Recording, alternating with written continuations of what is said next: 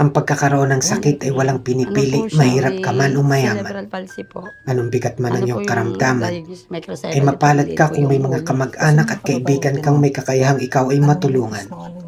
Subalit paano kung tulad ni Baby April na wala ng ibang Ano po malapitan? kasi ito, hirap.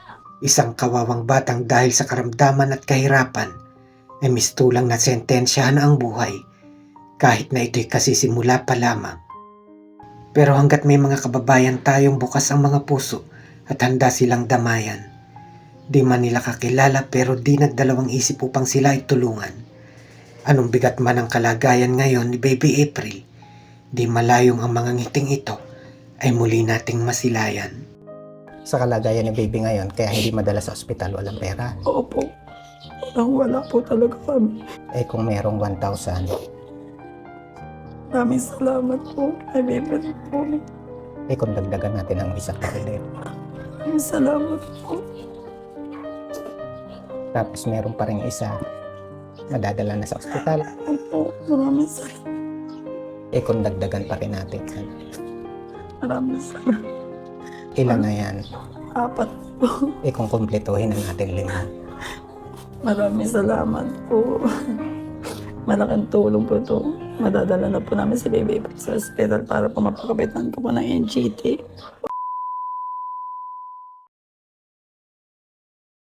Hindi ko alam kung paano kinakaya ng isang ina na makita ang kanyang anak na mayroon mang buhay ay mistulang isang laroang manika na lamang na napabalot ng isang kapirasong tela. Biruin niyo ito mga kababayan, 6 years old. Tingnan niyo yung daliri ko.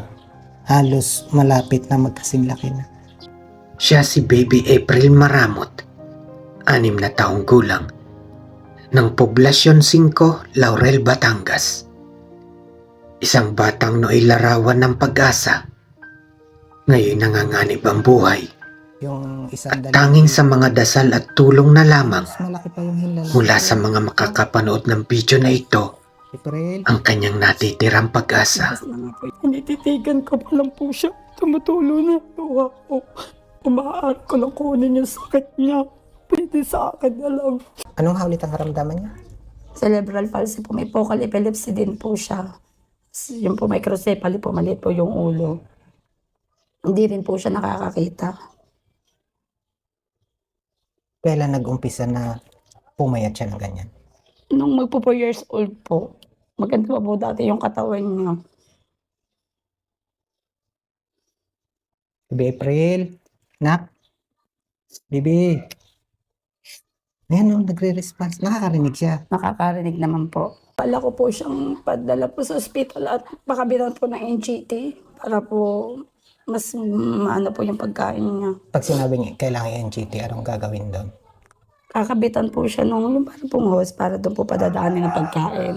Gusto ko po talaga siya may balik sa doktor. Gusto ko po siya mapalagyan ng NGT. Kasi po, malaking maitutulong Opo. nun para yung gatas, madirect yun. Opo. Ano? Kasi alam ko yun. ang bumalik purpose na ng ho NGT. yung dati niyang katawan. Ang ganda ho dati ng katawan niya eh. Eh ano na lang problema, kaya hindi kayo makapunta sa ospital. Wala po kaming kapera-pera ngayon. Hirap po, dahil po nung may 5 din po kaming anak na nag-aaral. Kaya po, hirap na hirap.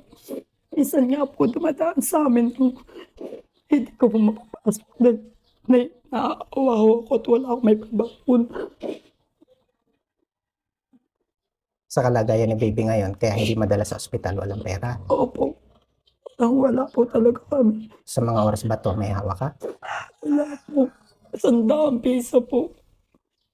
Eh kung merong 1,000, Maraming salamat po. Ay, bibili po. eh kung dagdagan natin ang isang kabinet. Maraming salamat po. Tapos meron pa rin isa, madadala na sa ospital. Opo, maraming salamat.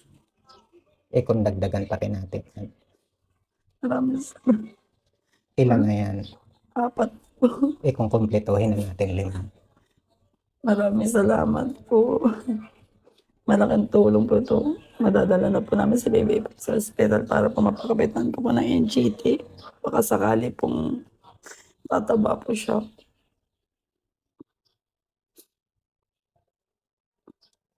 Ano po kasi siya, malimit po siya ngayon dinadaanan.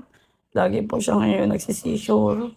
Siguro po dahil pero meron naman po siyang iniinom na gamot.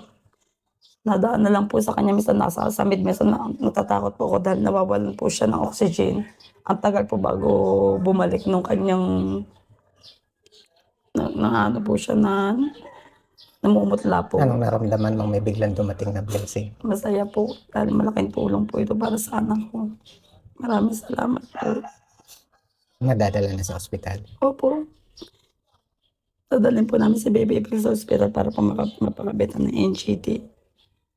Maraming salamat po. Ang totoo naman, wala akong naitutulong ha. Si Kuya Benji wala talaga naitutulong. Kaya ako may naibigay ngayon, yun ay dahil sa ating mga kababayan. Opo. Maraming salamat po kay Ma'am Julieta Palmer. Nagpadala po si Ma'am ng 3,000. Opo. And then maraming salamat din po kay Ma'am Vanessa Ampong, 2,000. Yun po Maraming yung total of 5,000 pesos. And then maraming salamat din po kay Ma'am Charity. Si Ma'am Charity naman ang dahilan. Kaya si Kuya Benji meron pong mga may panggasolina. Ano? Kaya kakapagbiyahe po ako ng mga ganito kahit medyo may kalayuan. Then maraming salamat po kay Ma'am Julieta Palmer, kay Ma'am Vanessa Ampong, and then kay Ma'am Charity po. Maraming salamat din po. Maraming salamat po.